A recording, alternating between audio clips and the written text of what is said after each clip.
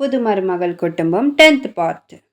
வேதாந்தபுரம் கிராமத்தில் 2 கல்யாணங்கள் நடந்துச்சு. அது யாருக்கோ கிடையாது, அஜய் சம்யுக்தாக்கு, அப்படியே மல்லேஷ் ஸ்வேதாவுக்கு.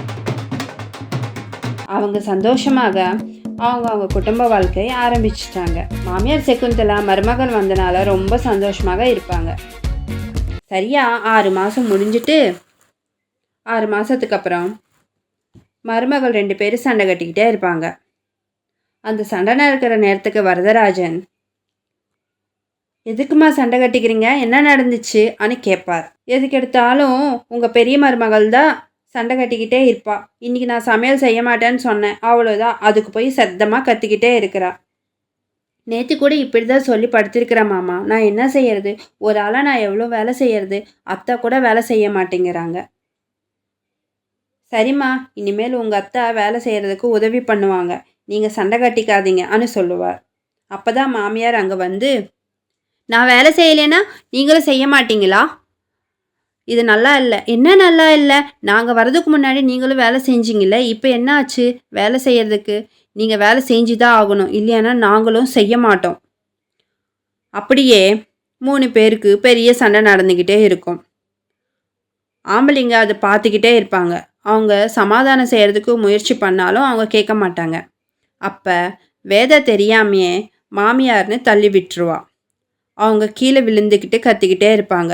அது பார்த்த வரதராஜன் ரொம்ப கோபமாக, எவ்வளோ தைரியம் இருந்தால் என் மனைவி மேலே கை வைப்பீங்க ஆனால் அவங்க 2 பேரும் திட்டிக்கிட்டாரு. சகுந்தலா ரொம்ப கஷ்டமாக அங்கேருந்து போயிடுவாங்க. வரதராஜன் கூட அங்கேருந்து போயிடுவார். ஆமாம், நீங்கள் 2 பேரும் எங்கள் அம்மாவுக்கு கொடுக்குற ரெஸ்பெக்ட் இதுதானா? அண்ணி, எதுக்கு நீங்கள் இப்படி பண்ணீங்க?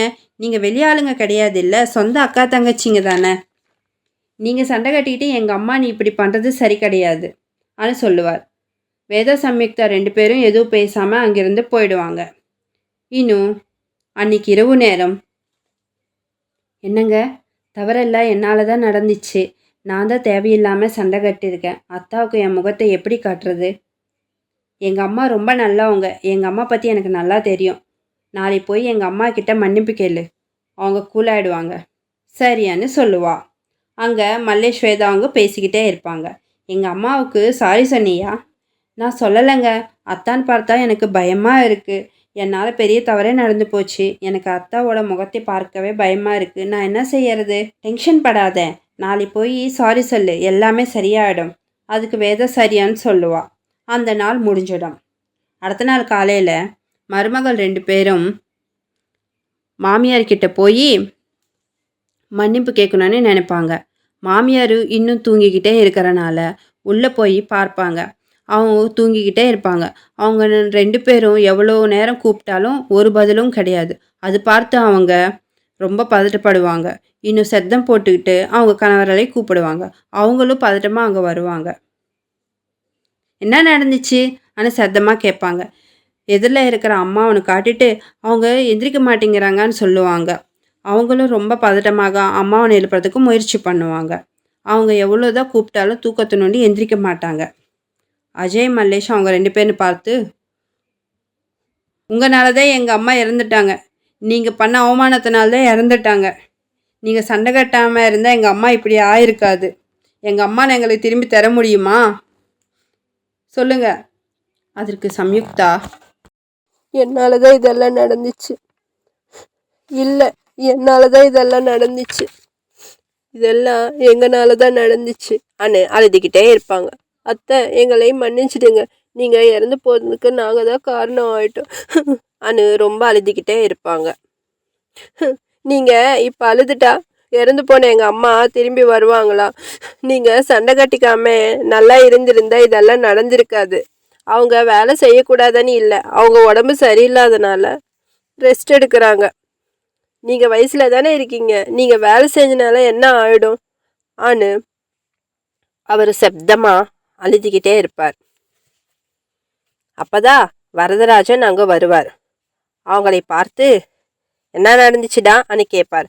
அஜய் மல்லேஷ் 2 பேரும், அம்மா நம்மளுக்கு நீ இல்லைப்பா, அம்மா நம்மளை தனியாக விட்டுட்டு போயிட்டாங்க அன்னு சொல்லி அழுதுகிட்டே இருப்பாங்க. வரதராஜன் உடனே சகுந்தலா கிட்ட போய் அவங்களை பார்த்து, டேய் பைத்தியக்காரங்களா, நல்லா உயிரோட இருக்கிறா. இறந்துட்டான்னு சொன்னீங்க, என்னடா? அந்த வார்த்தை கேட்ட எல்லாரும் ஆச்சரியப்பட்டு, ஐயோ அப்பா, அம்மா இறந்தனால உங்களுக்கு பைத்தியம் பிடிச்சிக்கிச்சுப்பா ஆன்னு அழுதுடுவாங்க. அவரு ரொம்ப கோவமாக, டேய், அவளுக்கு ஒண்ணுமே ஆகலடா, நீங்க எதற்கு இப்படி பண்றீங்க? அவன் தூக்கம் வரலன்னு சொல்லி நேற்று ராத்திரி தூக்கு மாத்திரை போட்டுக்கிட்டு படுத்துட்டா, இன்னும் 1 மணி நேரத்துல எந்திரிப்பான்னு சொல்லி அவங்களை திட்டிட்டு அனுப்பிடுவார். அவங்க எல்லாரும் வெளியே வருவாங்க. 1 மணி நேரம் கழிச்சு மாமியார் எந்திரிச்சிட்டு வருவாங்க. அவங்களை பார்த்து எல்லாரும் சந்தோஷப்பட்டு நடந்த விஷயம் எல்லாமே சொல்லிடுவாங்க. அதெல்லாம் கேட்ட சகுந்தலா சிரிச்சுக்கிட்டே, எனக்கு ஆயுசு கெட்டி, நான் அவ்வளோ சீக்கிரமா போக மாட்டேன். நீங்க ஒன்றும் பதட்டப்படாதீங்க. சண்டை கட்டுறதே நம்ம வீட்டில் இருக்கக்கூடாது. இந்த மாதிரி மருமகள் எல்லாரும் வீட்டில் இருக்கணும்னு மாதிரி நம்ம சுற்றி இருக்கிற மக்கள் நினைக்கிற மாதிரி நீங்கள் இருந்தால் எனக்கு ரொம்ப சந்தோஷம். நான் வேலை செய்யக்கூடாதுன்னு இல்லை, என் சூழ்நிலை சரியில்லை, நீங்கள் புரிஞ்சுக்குவீங்கன்னு நான் நினைக்கிறேன். அவங்க சொன்னது கேட்டு சம்யுக்தா வேதா, சாரி அத்தை, இன்னும் எப்போவுமே நீங்கள் வேலை செய்யலைன்னு நாங்கள் சொல்ல மாட்டோம். எல்லா வேலைகள் நாங்களே செஞ்சுக்குவோம், சண்டை கூட போட மாட்டோம் ஆனால் சொல்லும்போது அவங்க ரொம்ப சந்தோஷப்படுவாங்க. இன்னும் அன்னிலிருந்து அவங்க எல்லா வேலைகள் செஞ்சுக்கிட்டே மாமியாருக்கும் சேவை செய்வாங்க. இன்னும் நாட்கள் போய்கிட்டே இருக்கும். உண்மையாகவே மாமியார் சொன்ன மாதிரி மருமகள் இருந்தால் இப்படி தான் இருக்கணும்னு நினைப்பாங்க. அக்கம் பக்கத்தில் இருக்கிற எல்லாரும் ஒரு நாள் சகுந்தலா கிட்ட வந்து, சகுந்தலா, ஓ மருமகளுக்கு என்ன வசியம் பண்ண, நீ சொல்றதெல்லாம் கேட்குறாங்க, அது என்னன்னு சொன்னா நாங்களும் எங்கள் மருமகளுக்கு செய்வோம். வசியம் பண்ண வேண்டிய அவசியம் ஒன்றும் இல்லை, அவங்க கிட்ட அன்பாக இருந்தாவே போதும். நீங்கள் அவங்க கிட்ட அதிகாரம் பண்ணாமே பாசமாக பேசுங்க, இன்னும் அவங்க கிட்ட மாற்றம் நீங்களே கவனிக்கலாம் அன்னு சொல்லுவாங்க. அப்போது இன்னிலிருந்து என் மருமகள் வருஷம்னு நான் நல்லா பார்த்துக்குவேன். ஒரு வாரத்துக்கு அப்புறம் எங்கள் வீட்டில் நிலைமை உங்ககிட்ட வந்து சொல்கிறேன். அதற்கு அவங்க சரியான்னு சொல்லுவாங்க. இன்னும் வீட்டுக்கு போன சுப்ரஜா அவங்க மருமகளோட ரொம்ப பாசமாக பேசிக்கிட்டே இருப்பாள். வர்ஷா கூட மாமியாரோட ரொம்ப பாசமாக பேசிக்கிட்டே இருப்பாள். அப்படி ஒரு வாரத்துக்கு அப்புறம் மாமியார் மருமகள் சொந்த அம்மா பொண்ணு மாதிரி மாறிடுவாங்க. 2 நாளுக்கு அப்புறம் சுப்ரஜா சந்தோஷமாக ஸ்வீட் பாக்ஸ் எடுத்துக்கிட்டு சகுந்தலா கிட்ட வருவாள்.